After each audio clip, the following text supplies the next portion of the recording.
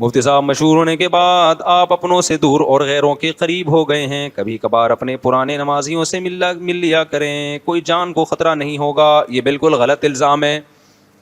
میں جتنا اپنے پرانوں سے آج بھی قریب ہوں, نیوں سے بالکل بھی نہیں ہوں. میرے پرانے دوست ساروں کو فون کر کے بلاتا ہوں. کبھی نلی نہاری کھانے جا رہا ہوتا ہوں, کبھی جاوید نہاری جا رہا ہوتا ہوں, کبھی تھڑے پہ بیٹھا ہوا ہوتا ہوں, اور اسی پرانے اسٹائل میں. اب اگر کوئی پرانا مجھ سے ملنا چاہ رہا ہے اور میں بالفرض نہیں مل پا رہا, تو یا تو اس کا مجھ سے کانٹیکٹ نہیں ہو رہا, بیچ میں جو ملوانے والے لوگ ہیں وہی گڑبڑ کر دیتے ہیں یا بتاتے نہیں ہوں گے مجھے. تو ورنہ مجھے پرانا مل جائے تو میں تو پرانے کو چھوڑتا نہیں ہوں بھائی.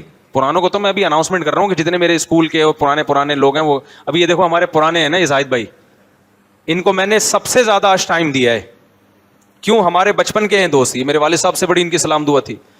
کتنے لوگ آج مجھ سے ملنے کے لیے آئے نئے, آپ خود بتاؤ, میں نے ایک منٹ سے زیادہ ٹائم نہیں دیا. یہ چونکہ پرانے تھے, عصر کے بعد ان کے لیے چائے بنوائی, بیٹھا مغرب تک, عصر سے مغرب تک ان کے پاس بیٹھا ہوں میں.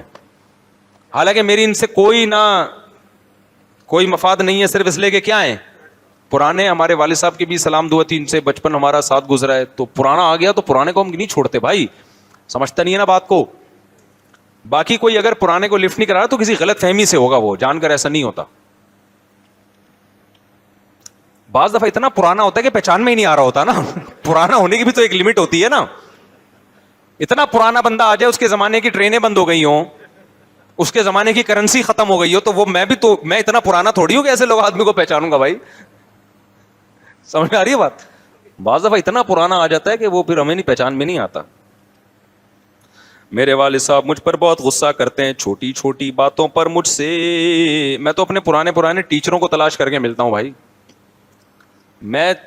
ہم لوگ شہری لوگ ہیں, ہمارے خاندان سارا پڑھا لکھا ہے, لیکن میرا مزاج دیہاتی ہے, سمجھ رہے ہو. اچھا, مجھے لوگ سمجھتے ہیں کسی پنڈ کا, کسی گاؤں کا. کئی لوگوں نے آ کے مجھ سے پوچھا آپ کا قبیلہ کون سا ہے. ابے میں نے کہا ہم لوگ کے قبیلے نہیں ہوتے بھائی, ہم کراچی کے شہر میں رہے ہیں, ہمارے سارے ریلیٹو وہ بھی شہری ہیں. میرے جب نانا مائگریٹ ہجرت کر کے آئے تو وہ سرگودا شہر میں آرمی میں تھے, تو کزن وزن سارے, کوئی فوج میں آفیسر ہے, کوئی ڈاکٹر ہے, کوئی انجینئر, سارا شہری. اور میرے بھائی بھی سارے شہری مزاج کے ہیں. کسی کو نہ جانور پالنے کا شوق ہے اور نہ کسی کو گارڈننگ کا شوق ہے. یہ میں ہی شاید خاندان میں ایسا ہوا ہوں کہ جس نے گائے پالی بھی ہے, گائے کا بچہ بھی ہے, چوزے بھی ہیں, اور یہ دیہاتی اسٹائل مجھے پسند ہے. میں جب لانگ روٹ پہ جاتا ہوں نا, تو بھی میری کوشش ہوتی ہے کہ کسی بڑے ہوٹل میں کھانا نہ کھاؤں. جو گاؤں دیہاتوں میں جو کچے ہوٹل ہوتے ہیں نا, آپ میرے دوستوں سے پوچھ سکتے ہیں, کوشش میری یہ ہوتی ہے کہ میں وہاں منجی پہ, جس میں نیچے سے بھی ہوا لگے انسان کو, وہ جو منجیاں ہوتی ہیں نا, چاروں طرف سے ہوا لگ رہی ہوتی ہے, گائے پیسے ڈالے, میں کوشش کرتا ہوں وہاں بیٹھ. وہاں کی دال اور بھنڈی بڑی مزے کی ہوتی ہے, جو کچے ہوٹل ہوتے ہیں ان کی روٹی بھی مزے کی ہوتی ہے. ہاں, دوست احباب ساتھ میں ان کو پھر ٹینشن ہوتی ہے, تو ان کی ٹینشن سے بچنے کے لیے وی آئی پی ہوٹل میں چلے جائیں تو ایک الگ بات ہے. تو میں مزاج کا شہری ہوں ہی نہیں, تو مجھے تو گاؤں دیہاتوں کی زندگی پسند ہے. رہتے ہم شہر میں ہی ہیں, سمجھتے ہو, لیکن پنڈ سے ہمارا تعلق نہیں ہے.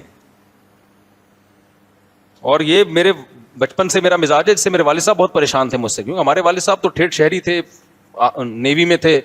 تو میں گھر میں مرغیاں لا کے پالتا تھا. مرغیاں گھروں میں کہاں پلتی ہیں, وہ بیٹ کرتی تھیں. پھر وہ والد صاحب غصہ ہوتے تھے, پھر ایک دن بکری لے آئے ہم. تو پھر وہ بس, پھر کبھی گارڈننگ بہت کی ہے میں نے. ہمارے گھر میں چھوٹی سی کیاری تھی, بچپن میں نے اس میں پپیتا اگایا, میں نے اس میں خربوزے اگائے, میں نے اس میں پھول اگائے, کیا کچھ نہیں اس میں. اور اب کے بیجوں میں اور پہلے کے بیجوں میں فرق یہ تھا, ادھر بیج ڈالو ادھر پھل نکلتا تھا, کوئی اسپرے کبھی نہیں کیا, کوئی یوریا نہیں ڈالا. اتنے خربوزوں کی بیلوں سے ہم نے خربوزے کھائے, اتنے پپیتے کھائے ہم نے, پتہ نہیں کیا کیا نہیں اگایا ہوگا میں نے, آم اگایا. اب ہم گارڈننگ کر رہے ہیں, کم بخت کوئی پودا ہی نہیں اگتا کسی بیج سے.